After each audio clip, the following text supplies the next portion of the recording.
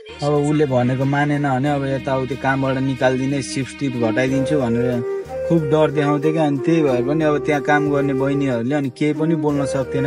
Hello and नमस्ते सबैजनालाई, सबैजना आरामै हुनुहुन्छ होला, म पनि आरामै छु। अनि तपाईँहरूलाई मेरो नयाँ ब्लगमा स्वागत छ। आज चाहिँ जापानमा बस्ने कोही कोही नेपाली सेन्पाहरूले सुरुमा नेपालबाट जापान आउने बहिनीहरूलाई काममा लगाइन्छु भन्दै केसम्म गर्छ, कस्तो गर्छ, कुन हदसम्म जान्छ भनेर तपाईँहरूलाई म यो भिडियोमा सब जानकारी दिन गइरहेको छु। सबैजनाले अन्तिमसम्म हेर्नु होला। गाइजहरूलाई अब यसो होइन, जापानको अब सेन्पाईहरूको पनि यसो कुरा राखिदिन्छु तिमीहरूलाई होइन। अब तिमीहरू अब सुरुमा अब जापान आउँदाखेरि होइन, अब सेन्पाईहरूले अब तिमीहरूलाई हुन्छ नि अब यसो अब काममा लगाइदिन्छु यताउति होइन भनेर अब तिमीहरूलाई अब मेन सेजुको लागि अब कता उमी बोलाउला होइन, पार्क बोलाउला गाइज होइन। तिमीहरू त्यसमा चाहिँ अलिकति चनाखो हुनु, नेपालबाटै अलिकति अब आफ्नो भाषालाई पनि इम्प्रुभ गरेर आउनु। आफ्नो भाषाहरू इम्प्रुभ भइसकेपछि होइन कसैलाई पनि केही भन्नु पनि पर्दैन, अनि आफूले पनि गर्न सकिन्छ। अब अरूको भर पर्न थाल्यो भने चाहिँ फेरि यहाँको सेन्पाईहरू अब कस्तो हुन्छ भने, अब म सबैलाई त केही भन्दिनँ, दोष दिँदैन होइन। अब मेरो नजरमा पनि छ 2-4 जना होइन। मैले काम गर्ने ठाउँमा चाहिँ कस्तो थियो भन्दाखेरि अब सुरुमा चाहिँ अब जापानिज भाषाहरू पनि बोल्न आइँदैन नि त। अनि त्यही भएर हाम्रो खाइसँग चाहिँ नेपालीहरू हाल्थ्यो प्रायः जस्तो। अनि त्यही भएर त्यसको लागि चाहिँ अब चिउयाको गर्नको लागि हामी 3-4 जना राखेको थियो है। अब एकजना चाहिँ कस्तो थियो भन्दाखेरि है, अब उसले चाहिँ अब आफ्नो त्यो हुन्छ नि उसलाई दिएको त्यो अब के भन्छ पोजिसनको अब फाइदा उठाउनु खोज्थ्यो क्या उसले चाहिँ है। अब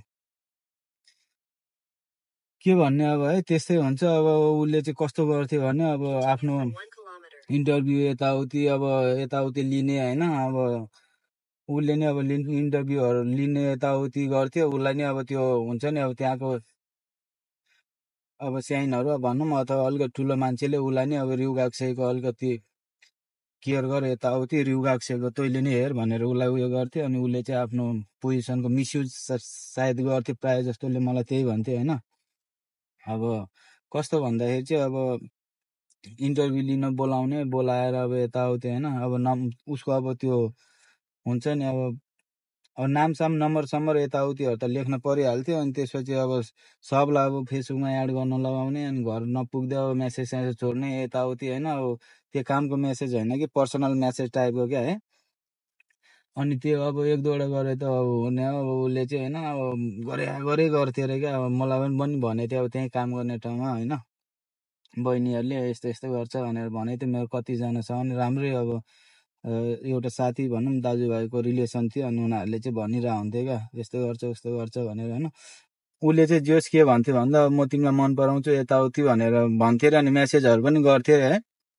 ठिक छ, उसले मेसेज अब मन पराउँछु भनेर मेसेज गर्यो ठिकै छ। तर अब केटीबाट हो नि त त्यो, अब हुन्छ नि मन पराउँछु यताउति त भन्नु पर्यो नि। अब मन पराउँछु यताउति भनेको छैन, मलाई तपाईँसँग बोल्न इच्छा छैन, तपाईँलाई अब मैले त्यस्तो तरिकाले हेरेकै छैन भन्दा पनि अब उसले चाहिँ होइन जबरजस्ती यताउति गर्न खोज्ने क्या है। अनि अब उसले भनेको मानेन भने अब यताउति कामबाट निकालिदिने, सिफ्ट घटाइदिन्छु भनेर खुब डर देखाउँथ्यो क्या। अनि त्यही भएर पनि अब त्यहाँ काम गर्ने बहिनीहरूले अनि केही पनि बोल्न सक्थेन क्या। अब बल्ल पाएको काम हुन्छ होइन। अब त्यही कामबाट पनि अब निकालिदियो भने त अब जोस् आफूलाई यहाँ बस्न पनि गाह्रो हुन्छ नि त। अब खानु पर्यो, लाउनु पर्यो, गएको फीहरू तिर्नु पर्यो। अनि त्यही बाध्यताले नि कसैले पनि बोल्थेन क्या। अरू अब कोही त अब बोल्नै नसकेर काम पनि छोडेर हिँडेको थियो है। अब जोस् म चाहिँ उनीहरूलाई के भन्छु भन्दा अब त्यस्तो पर्यो भने होइन, अब सबैजना साथीहरू छ भने साथीहरूसँग मिलेर सेयर गरेर अब कुरा राख्ने होइन, आफूभन्दा ठुलो मान्छेहरूसँग होइन। अब त्यही हो गाइज। अनि अब आफूलाई केही पर्यो भने त अब बोल्न पनि सक्नुपर्छ होइन। अब आफूले अब काम मात्रै हो, काम पाइँदैन यताउति भनेर अब सबै कुरा सहेर बस्न सकिँदैन नि त।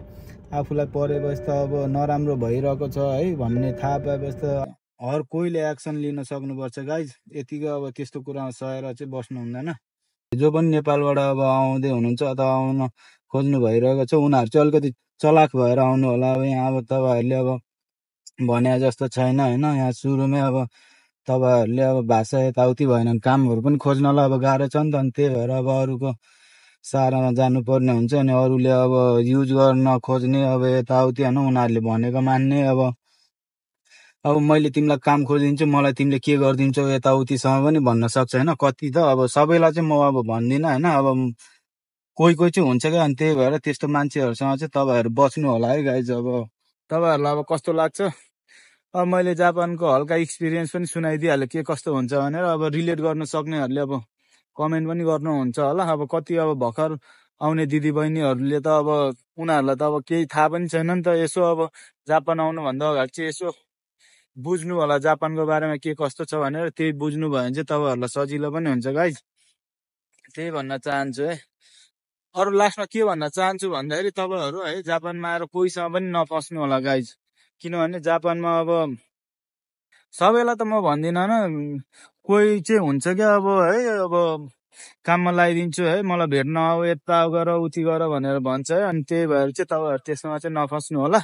सकेसम्म चाहिँ आफूले नै आफ्नो लागि अब होइन, अब भाषा हुन्छ कि के हुन्छ सब अब नेपालबाटै पढेर बुझेर आउनु होला। यहाँ आएपछि तपाईँलाई त्यो कुराले एकदम सजिलो हुनसक्छ। ल गाइज, त्यही भन्दै अब thank you so much for watching guys.